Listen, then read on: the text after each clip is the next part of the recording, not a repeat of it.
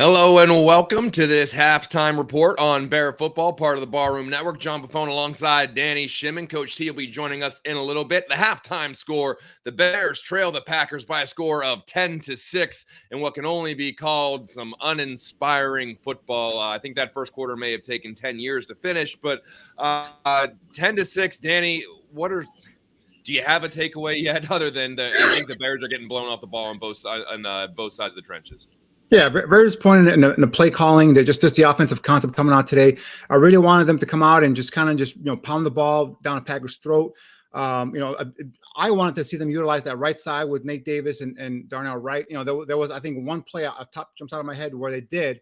That was this last 2-minute drive where they gave the ball to Herbert, and he had like a 10 or 11-yard run off the back of those two big offensive linemen. So, I mean, just penalties that those consecutive back-to-back false starts that stall the drive. The dumb penalty by DJ Moore. At least that was offsetting there. But it was just a sloppy first half. This is why I was concerned when the coaching staff didn't play the starters in the preseason. You got to get continuity, especially with a bunch of different players, 6 or 7 new starters on offense. You got to get the continuity going there. And I just think that the offense has kind of bogged down. I felt like Getsy was trying to get, his new playmakers and his two new toys out there, just shiny new toys. I want to show them off to my friends here. And I just stay simple. This is a team that's depleted. They have, the top receivers out. They have a second or third-year quarterback here making his, first opening week, start.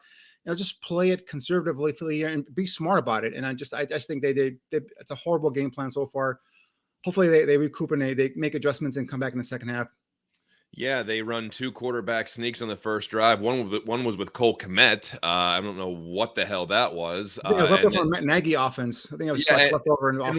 And why on the quarterback sneak do they not have 2 or 3 guys pushing them in the back? Like why are they not bulldozing that line with somebody pushing the quarterback? Like I don't understand why they're teaching like they just have to just break the plane. Justin Fields is going up top and trying to break the plane of something, but like have someone be pushing him forward. What if you're going to run that play, which I didn't really love the play anyway. But if you're going to do that, at least push them forward. And he had Herbert line up to the offset, and then so you kind of knew like he was even behind him, so it looked like a quarterback sneak from all the way. So the Packers snuffed it out right away. Exactly what was coming. And you talked about you wanted the Bears to come out and run the ball. I believe we have a graphic of some of those Bears running backs and the amount of yards that they have accumulated so far. But if you go through some of the rushing totals so far, Khalil Herbert 6 for 15. Dante Foreman 4 for 7. Roschon Johnson yet to get a carry. The rushing leader so far, Justin Fields, has 36 yards before Herbert comes in with his 15 yards and Foreman 7. So obviously the running game is not doing what anybody is wanting it to do. And once again, Justin Fields is leading the team in rushing. Is there a way that they can mix something up to try to get the ball to run the ball more effectively? What can they do? Well, the offensive line hasn't had a great, first half either. I mean, in terms of I think there's a penalty, obviously holding penalty on Braxton Jones. There was a couple plays where Lucas Packers got beat right off the snap. Some of those plays where they kind of got right back into the backfield and dropped them. But I think it was more of being consistent with it. Just continue pounding the ball. Like I said, I am a proponent of going over that right side. Those 2 big guys on the right side are people movers. Have those guys establish the line of scrimmage. You'll get yourself 6, 7 yards a carry there, and then now you can set up the play action. I think I saw 1 or 2 maybe rollouts with Justin Fields kind of rolling out and trying to create. I think that first pass completion to Darnell Mooney was maybe a rollout, a design rollout. Maybe he kind of created it on his own. I'm not sure in terms of the pressure, but we saw on that last 2-minute drive, horrible play calling. The pass protection failed down there as well. Darnell Wright got beat by Rashawn Gary, who hit Justin's arm, and the ball just trickled down in, and Herbert grabs it and goes out of bounds instead of just staying in bounds and let the clock run out and having the Packers use their last time out. So they don't look like they're well coordinated right now.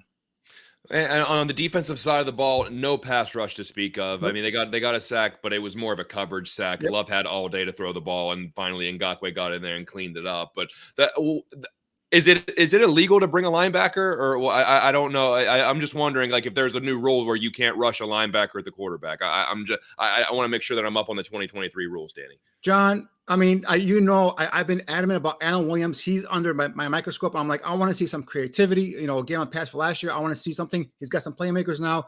Bring a blitz. You're not getting there with your front four guys. And like I said, the only sack they had was Ngakoue, and that was a coverage sack. So, I mean, they've got a couple of 3-and-outs, which is, good. But I think that's more of the fact that the Packers have a quarterback that's, pretty, lacks the experience. And also there's, some playmakers missing, namely Christian Watson on the outside. So, but this defense, again, over and over in the middle is where you beat this cover 2. And then you've had a couple of huge gains.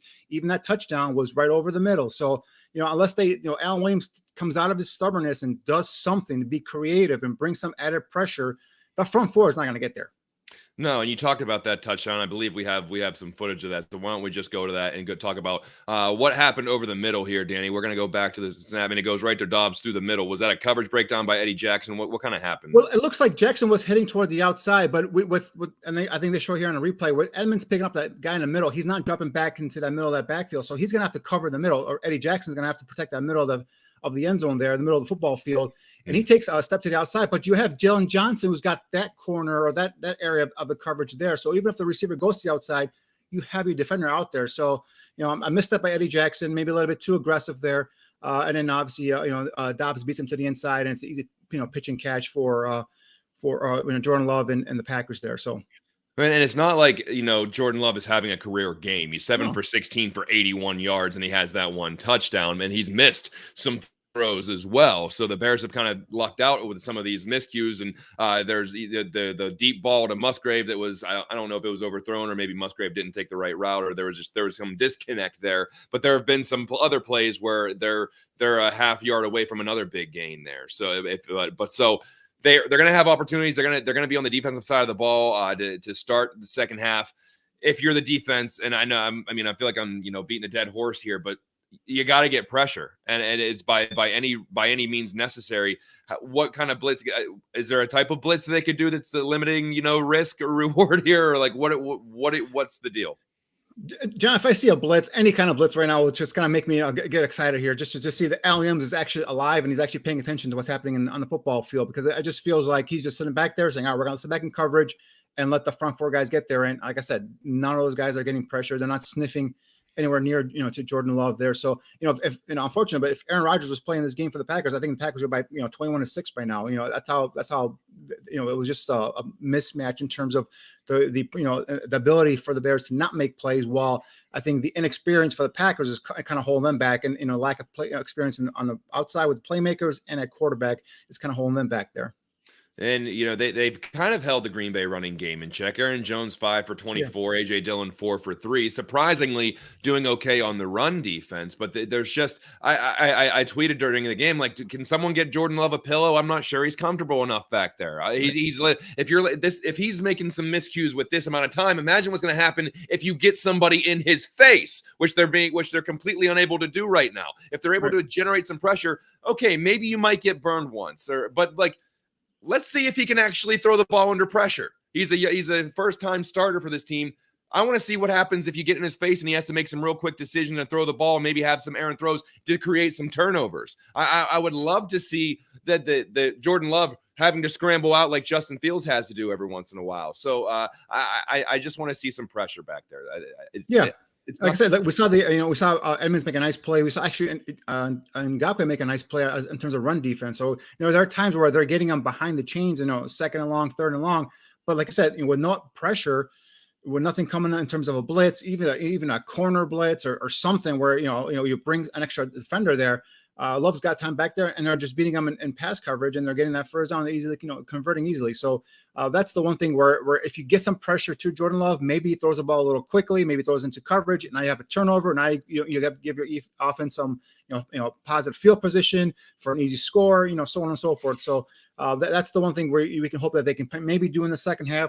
offensively, like you said, you go back, just continue. Let's get the running game going, hopefully, and now then build the play action game off of that, and let's start getting some plays on football field there.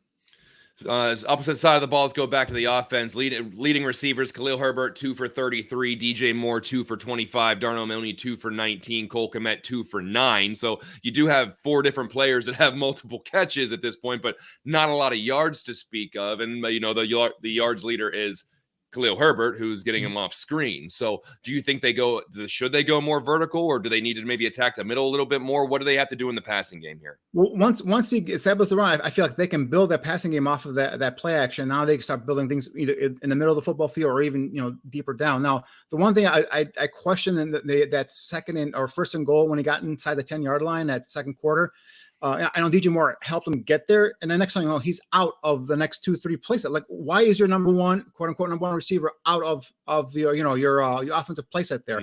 He wasn't there at all. So I didn't see an injury or anything like that. Not sure. So that's some personnel question I have there for Getsy and the coaching staff there. Why isn't he there? But get back to your original point. For me, it all starts with the run game. You get that run game going. You get the Packers looking for the the running attack, and now you can hit them, whether it's intermediate routes, things over the middle, and then eventually you can get them over the top as well. Are you okay with Khalil Herbert and Deontay Foreman basically getting split snaps? Khalil Herbert has 6 and Foreman has 4. Roschon Johnson yet to touch the ball. Are you okay with them basically going 50-50 in the backfield? Yeah, I am. I think both have had nice positive runs. Obviously they've both had some plays where they were hitting the backfield and there's some drop for loss. But yeah, I mean, in terms of if you're looking for Roschon Johnson maybe to get some more action, for me, he's a rookie. Right? It's a close game for me. Like let's go ahead and kind of ease him into this game here. I'm okay with getting Khalil Herbert and Deontay Foreman a majority of the carry today. All right, second half just kicked off. We'll be back with you as soon as the clock hits 000. Danny Shimon, Coach T, and myself. Hopefully, we're going to see a much different Bears team in the second half, and we can be celebrating a victory. But either way, we'll be with you for an emotional reaction on Bear Football here on the Ballroom Network. Make sure you tune in as soon as the game's over. Enjoy the second half, everybody.